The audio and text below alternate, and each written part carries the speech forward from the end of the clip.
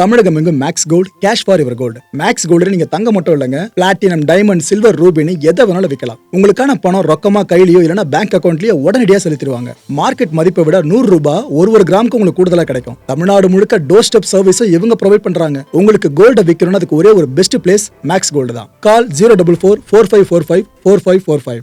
வணக்கம். Big topic with Karthik Mayakumar.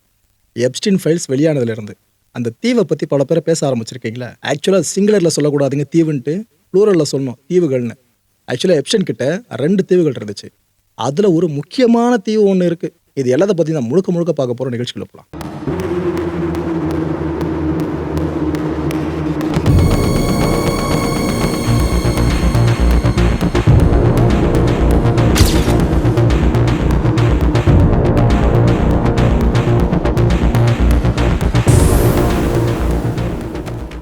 சர்வதேச மாமா பைய அப்படின்ற பேரை எடுத்தவன் தான் ஜெஃப்ரி எப்ஸ்டைன். அவனை பற்றி நான் அவளை இன்ட்ரோ கொடுக்க வேணாம், உங்களுக்கே நல்லா தெரிஞ்சிருக்கும். நம்ம முந்தைய வீடியோலாம் பார்த்துருப்பீங்க. இவனுக்குன்னு சொந்தமாக 2 தீவுகள் இருக்கு. நம்மளாம் ஒரு வீடு வாங்குறதே பெரிய கனவு. பயப்புள்ள தீவை வாங்கி அங்கே இல்லாத புலவெல்லாம் பார்த்து வச்சிருக்கான். இந்த ரொம்ப கரட முரடான கரீபியன் இருக்குல்ல, அங்கே மையப்பட்டது தான் இந்த தீவுகள். இதில் மொதல் தீவுக்கு பேர் கிரேட் சென்ட் ஜேம்ஸ். இதோட நிலப்பரப்பு எவ்வளோ தெரியுமா? 67 ஹெக்டேர்ஸ். 2வது தீவு பேர் பார்த்தீங்கன்னா லிட்டில் சென்ட் ஜேம்ஸ். அதான் மேலே இருக்கிறது அப்பா தீவு, கீழே இருக்கிறது பையன் தீவுன்ற மாதிரி வச்சுக்கோங்களேன், சீனியர் ஜூனியர்னு. இந்த லிட்டில் சென்ட் ஜேம்ஸோட ஒட்டுமொத்த நிலப்பரப்பு 28 ஹெக்டேர்ஸ். பைபிளில் ஹெக்டேர் கணக்கில் தீவை வாங்கி போட்டு வச்சிருக்கு. இந்த வரைபடம் உங்களுக்கு தெரியுதா? இங்கே அமெரிக்கா, இங்கே Cuba, Jamaica, Guatemala, Nicaragua, Panama, Venezuela, இவ்வளோ நாடுகள் இருக்கா. இங்கே எங்கேயுமே தொடர்பு இல்லாமல் தனியாக இங்கே இருக்கு பாருங்க ஒரு பகுதி. இங்கே தான் அந்த தீவுகள் இருக்கு. அந்த கிரேட் சென்ட் ஜேம்ஸும் அந்த லிட்டில் சென்ட் ஜேம்ஸும் இங்கே தான் அமைஞ்சிருக்கு. யூஎஸ் வெர்ஜின் ஐலாண்ட்ஸ் இருக்கு பாருங்க, அதை பேஸ் பண்ணி. புரியுதா மக்களே? வெளி உலக தொடர்பே பெருசாக இருக்காது. தன்னந்தனியான தீவுகள். அவங்க உள்ளுக்குள்ள என்ன பண்ணாலும் வெளியில யாருக்கும் தெரிய போறதில்ல. இந்த ஒரு விஷயத்தினால தான் இந்த இடத்த செலக்ட் பண்ணி அங்கே தான் தீவு வேணும்னு வாலண்டியராக வாங்கி வச்சிருக்கான் அந்த ஜெஃப்ரி எப்ஸ்டைன். ஸோ பர்ஃபெக்டான ஹைட் வேவா இந்த பகுதி இருக்குல்ல. ஓகே, 1998 வருஷம் ஏப்ரல் மாதம் என்ன ஆகுது, எல்எஸ்ஜேன்னு ஒரு கம்பெனிங்க. அந்த கம்பெனி எல்எஸ்ஜேவை வாங்குது. வேற எதுவும் இல்லை, லிட்டில் சென்ட் ஜேம்ஸ் இந்த ஐலாண்டை வாங்குது. நான் அடிச்சு சொல்கிறேன், இந்த ஐலாண்டை வாங்க போகிறோன்னு முடிவெடுத்ததுக்கு அப்புறம் தான் கம்பெனி பேரை எல்எஸ்ஜேன்னு வச்சிருப்பானுங்க பயப்படலைங்க. ஓகே, இந்த கம்பெனி இந்த ஐலாண்டை வாங்கிருச்சா? எவ்வளோக்கு தெரியுமா? அப்போதைய அமெரிக்க டாலர் மதிப்பில் சொல்கிறதா இருந்தால் 8 மில்லியன் அமெரிக்கன் டாலர்ஸ்க்கு இந்த தீவை வாங்கிட்டாங்க. இந்த தீவை வாங்கி சில பல காலங்கள் போனதுக்கப்புறம் தான் ரிவீல் பண்ணுறாங்க. என்ன மேட்டர் தெரியுமா? அது இந்த எல்எஸ்ஜே கம்பெனி சொன்ன பாருங்க, அதில் ஒரே ஒரு மெம்பர் தான் இருக்காப்லையா, அது ஜெஃப்ரி எப்ஸ்டைனா. கொடுமலை ஷெல் கம்பெனிஸ் கேள்விப்பட்டிருப்பீங்க. இது போல் சகிக்க முடியாத கம்பெனி கேள்விப்பட்டிருக்கீங்களா? ஸோ இந்த கம்பெனி பேரில் அதை வாங்கி தொலைச்சிட்டான். இதுக்கப்புறம் 2016 தான் கிரேட் சென்ட் ஜேம்ஸ் இருக்கு பாருங்க, இந்த தீவையும் வாங்குறான். இதே ஜெஃப்ரி எப்ஸ்டைன் வாங்குறான். 22.5 மில்லியன் அமெரிக்கன் டாலர்ஸ்க்கு அப்பயே வாங்கிட்டான். இந்த தீவு சார்ந்து லோக்கல் பீப்புள் சொல்கிற விஷயம் என்ன தெரியுமா? அங்கே உள்ளூர் வாசிகள், ஏங்க இந்த தீவுக்கு அடிக்கடி அங்கே இருக்க அரண்மனை மாதிரி இருக்குங்க, அங்கே அடிக்கடி ஒரு ஆள் வந்துட்டு போவாப்புல. அந்த ஆள் சும்மா தனியாலாம் வரமாட்டார்.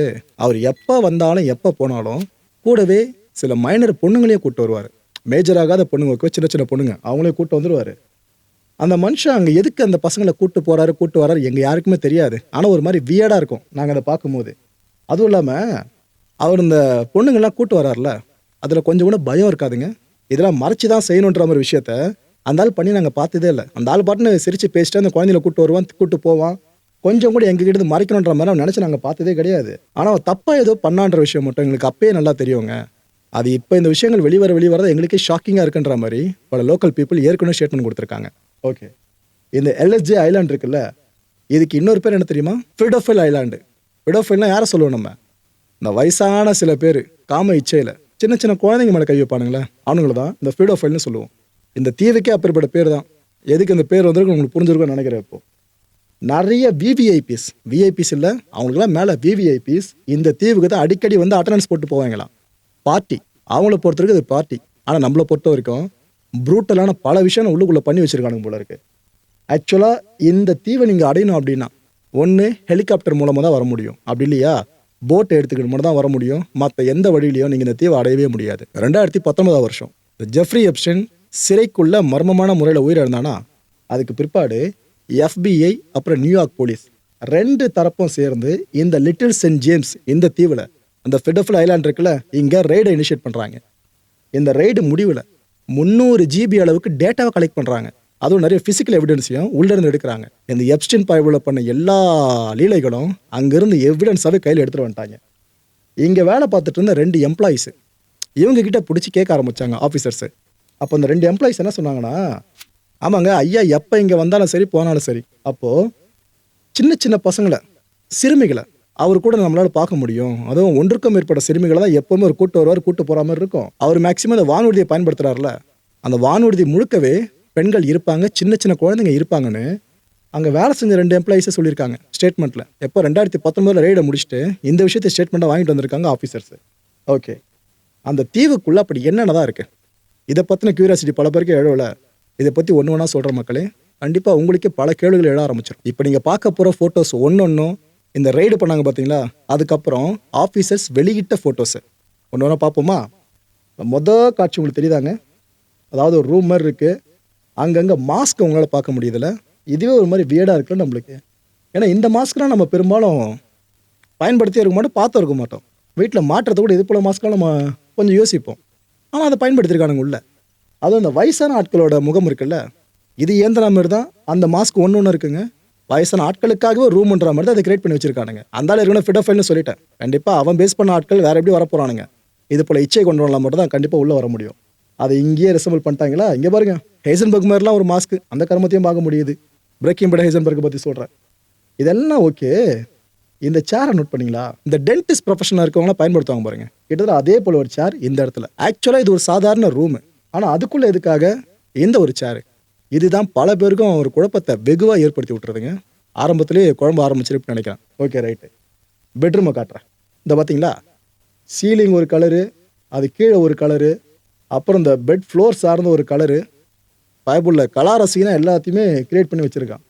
அங்கங்கே டேபிள், லேம்புன்னு என்னென்னமோ பார்த்தீங்கன்னா பர்ஃபெக்டாக பெட்ரூம்லாம் இப்படி தான் இருக்கணுன்ற மாதிரி பண்ணி வச்சுருக்கான்.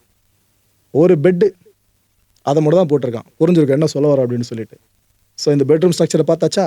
அடுத்தபடியாக இன்னொரு பெட்ரூமு இந்தமாரி கிரியேட் பண்ணியிருக்கான். அங்கே நீங்கள் நினைக்கிற மாதிரி 1 2லாம் கிடையாதுங்க, பல பெட்ரூம்ஸ் இருக்குது. அந்த தீவை ஃபுல்லாக ஒரு ஆள் தான் எடுத்திருக்கா அப்படின்னா எதுக்காக இவ்வளோ பெட்ரூம்ஸை வச்சுருக்கணும் உள்ள?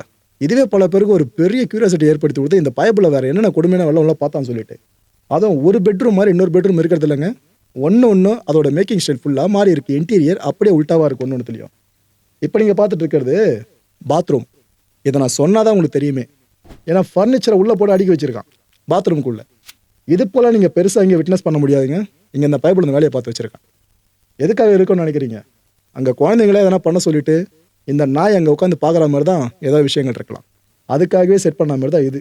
இதுக்கான கலர் காம்பினேஷன் பார்த்தீங்களா, சீலிங்கில் ப்ளூவா, சுற்றி ஃபுல்லாக ஒயிட்டா. ஓகே, அடுத்து நீங்கள் பார்க்குறது சிட் டவுன் வாஷ் ரூமு. இதே எந்த அளவுக்கு மெட்டீரியலிஸ்டிக்காக பண்ணி வச்சுருக்கான் பார்த்தீங்களா. இங்கே ஃபுல்லாக ஸ்லோப் ஒன்று போட்டிருக்காங்க. எல்லாம் வந்து உட்கார்ற மாதிரி, ஒருத்தருக்காக கிடையாது, பல பேர் உட்கார்ற மாதிரி இந்த இடத்துல இப்படி ஒரு மேடையை கிரியேட் பண்ணி வச்சுருக்கான். எது என்ன கர்மமோ ஏது கர்மமோ, ஏன்னா இதெல்லாம் வாய் விட்டு சொல்ல முடியல. ஒரு விஷயமும் ஒன்று சொல்ல போயிட்டு அது வேறு மாதிரி கன்வெர்ட்மெண்ட்ற மாதிரி தான் பார்த்து பார்த்து பேச வேண்டியதாக இருக்குது. இந்த ஒரு அறை ஒரு மாதிரி யூனிக்காக இருக்குல்ல. அந்த ஃபர்னிச்சர்லாம் பார்க்கும் போதே கொஞ்சம் எலகண்ட்டாக இருக்க மாதிரி உங்களுக்கு தெரியுது. இதை நோட் பண்ணாதீங்க, இங்கே நோட் பண்ணுங்க. அங்கே ஒரு போர்டு தெரியுதா. ஆக்சுவலாக வந்து எப்ஷன் இருக்கான் பாருங்க, அவன் தன்னோட வாழ்க்கையை ஒரு ஸ்கூல் டீச்சராக ஆரம்பிச்சவன். அந்த பைபிளுக்கே சரியாக படிப்பு வராது, அதே படிப்பில் தோற்று போனது தான். ஆனால் அது ஒரு ஸ்கூலில் டீச்சராக இருந்திருக்கு. அதுக்கப்புறம் தான் வெல்த் மேனேஜ்மெண்ட் அந்த பக்கம் போயிட்டு பெரிய பெரிய ஆட்களை கையில் போட்டு இந்த வேலையில் பண்ண ஆரம்பித்தான். அந்த போர்டை அவன் அந்த நினப்பில் வச்சிருக்கா மாதிரிலாம் எனக்கு தெரிலங்க. இந்த போர்டை கொஞ்சம் ஜூம் பண்ணி பார்ப்போமா. பாருங்க, சில பேர்லாம் திருத்தப்பட்டிருக்கு. இதில் சில பேரை ஆஃபீஸர்ஸு ஃபோட்டோ வெளியிடும் போதே அழிச்சிட்டாங்க. எதுக்கு? முக்கியமான ஆட்கள் பேர் உள்ளே இருக்கோ என்னவோ அதை மட்டும் அழிச்சிட்டாங்க. இதெல்லாம் ஆக்சுவலாக அந்த டைம்லேயே வெளியான ஒரு ஃபோட்டோஸு. இப்போ தான் அதெல்லாம் ட்ரெண்டாக போய்கிட்டு இருக்கு. இந்த போர்டில் இருந்தால் 2 வார்த்தைகளை பார்க்க முடியுது அவங்களால. ஒன்று பவரு, இன்னொன்று டிசப்ஷன். பவர்னால் உங்களுக்கு தெரியும், பொலிட்டிக்கல் பவரோ, பணம் படித்த பவரோ, இந்த சக்தி, இதெல்லாம் நீங்கள் எடுத்துக்கலாம். இது ரெண்டாவது டிசப்ஷன் இருக்குல்ல, இதுக்கு தமிழில் நாம் ஏமாத்துறதுன்னு சொல்லலாங்க. ஓகேவா? இந்த 2 வார்த்தைகளை அந்த போர்டில் அழிக்காமல் வச்சுன்னு பார்க்க முடியுது. இப்போ நீங்கள் பார்த்துட்டு இருக்கிறது ஸ்டோரேஜ் ரூமு. நம்ம ஸ்டோர் ரூம்னு சொல்லுவோமே அதுதான். ஆனால் உள்ளுக்குள்ளே இந்த இடங்களில் பொருட்களை இருந்ததுக்கான ட்ரேசஸ் இருந்திருக்கு. பட் இங்கே இருந்த நிறைய பொருட்களை காணும். அதெல்லாம் எது சம்மந்தமான பொருட்கள், எதுக்காக உள்ளே வச்சுருந்துருப்பானுங்க, ஏன்னா எல்லாருமே கன்ஃபார்ம் பண்ணி சொல்றது எப்ஸ்டீன் மட்டும் இந்த தீவுக்குள்ள இல்லப்பா, பெரிய படையே இருந்திருக்குன்றாங்க. பெரிய பெரிய ஆட்கள் பல பேர் உள்ள வந்துட்டு போயிருக்காங்க. அதனால தான் பிரைவசி இப்படி இருந்திருக்குன்ற மாதிரி தான் பல பேர் சொல்றாங்க.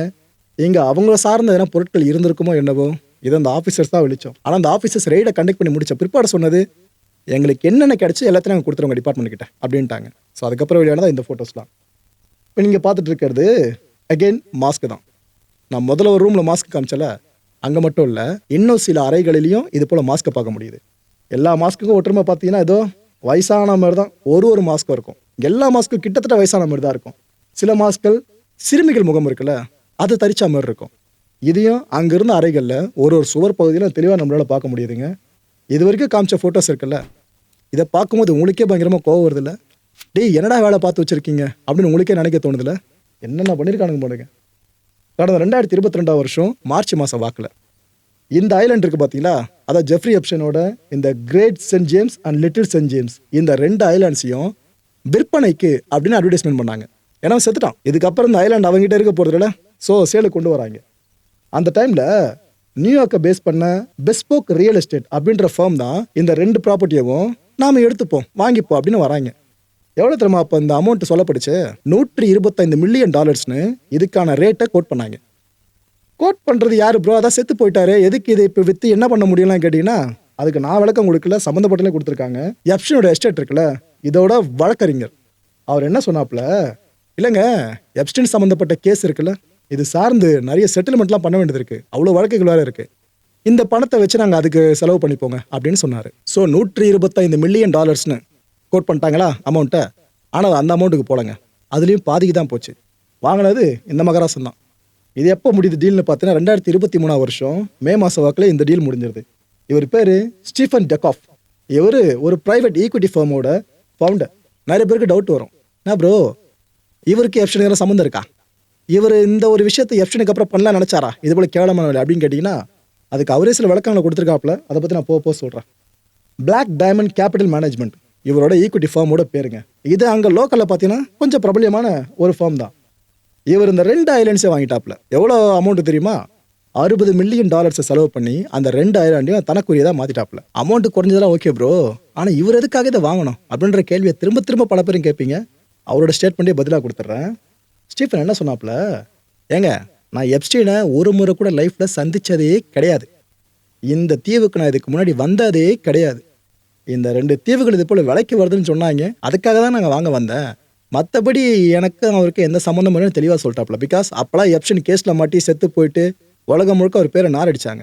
இவர் கரெக்டாக அந்த டைமில் போய் தீவுகளை வாங்கவே தான் பல பேர் இவர் பக்கம் திரும்பிட்டாங்க, எப்ஸ்டைன் ரொம்ப நெருக்கமோ அப்படின்னு சொல்லிட்டு. ஸோ ஒரு கிளான்ஸ் இங்கே பார்த்தாச்சா என்ன விளக்கம் கொடுத்தாருன்னு.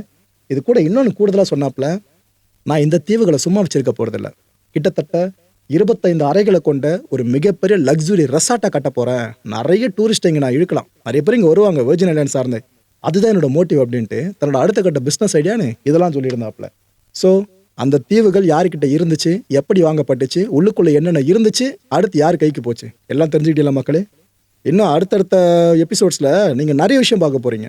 இந்த தீவுகள் சம்மந்தமாக இதோடு முடியலைங்க, 100 எபிசோட்ஸ் கூட போடலாம். ஒரு முறை அதை தோண்ட பல விஷயம் கிளம்புது உள்ளே இருந்து. அடுத்தடுத்த வீடியோஸ் நான் அதை பற்றி சொல்கிறேன்.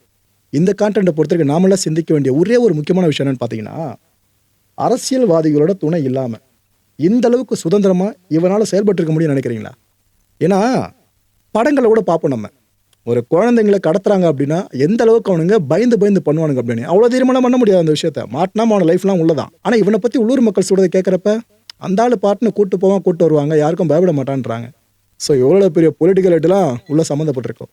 அடுத்த நிகழ்ச்சி சந்திக்கலாம். நன்றி, வணக்கம். தமிழகம் எங்கும் Max Gold, cash for your gold. Max Gold நீங்க தங்க மட்டும் இல்லைங்க, பிளாட்டினம், டைமண்ட், சில்வர், ரூபினி எதை வேணாலும் விற்கலாம். உங்களுக்கான பணம் ரொக்கமா கையிலயோ இல்லைன்னா பேங்க் அக்கௌண்ட்லயோ உடனடியாக செலுத்திடுவாங்க. மார்க்கெட் மதிப்பை விட $100 ஒரு கிராமுக்கு உங்களுக்கு கூடுதலா கிடைக்கும். தமிழ்நாடு முழுக்க டோர் ஸ்டெப் சர்வீஸும் இவங்க ப்ரொவைட் பண்றாங்க. உங்களுக்கு கோல்ட விற்கணும்னா அதுக்கு ஒரே ஒரு பெஸ்ட் பிளேஸ் மேக்ஸ் கோல்டு தான். கால் 04445454545. என் நண்பர் மாயம் ஸ்டுடியோஸ் நேயர்களே, மாயம் பக்தின்னு ஆன்மீகத்துக்காக பிரத்யேகமா ஒரு சேனலை கொண்டு வந்திருக்கோம். மறக்காம சப்ஸ்கிரைப் பண்ணி அந்த சேனலுக்கு உங்களோட ஆதரவை மனப்பூர்வமாக தெரிவிங்க. வணக்கம் மாயம் ஸ்டுடியோஸ் நண்பர்களே. மாயம் ட்ரெண்ட்ஸ் அப்படின்ற ஒரு புதிய ஃபேஸ்புக் பேஜை ஓப்பன் பண்ணியிருக்கோம். நீங்கள் யூடியூப்பில் பார்த்துட்டு இருக்கீங்களா நம்மளோட கான்டென்ட்ஸ்லாம். இதெல்லாம் விட ஒரு படி மேலே ரொம்ப கிறிஸ்பாகவும் ரொம்ப சூப்பராகவும் நிறைய கான்டென்ட்ஸ் உங்களுக்கு இந்த பேஜில் காத்துட்டு இருக்குங்க. ஸோ உடனடியாக ஃபேஸ்புக் பிளாட்ஃபார்ம் போங்க, மாயம் ட்ரெண்ட்ஸ்னு டைப் பண்ணி சர்ச் பண்ணி நம்ம பேஜை ஃபாலோ பண்ணுங்க. அப்படியே நம்ம சேனலையும் நீங்கள் சப்ஸ்கிரைப் பண்ணிட்டீங்க அப்படின்னா இன்னும் நிறைய புது புது கான்டென்ட்ஸை உங்களுக்காக ப்ரொடியூஸ் பண்ணி கொடுத்துக்கிட்டே இருப்பாங்க. நீங்கள் பண்ணுற ஒவ்வொரு சப்ஸ்கிரிப்ஷனும் எங்களுக்கு பெரிய மோட்டிவேஷனாக அமையும்.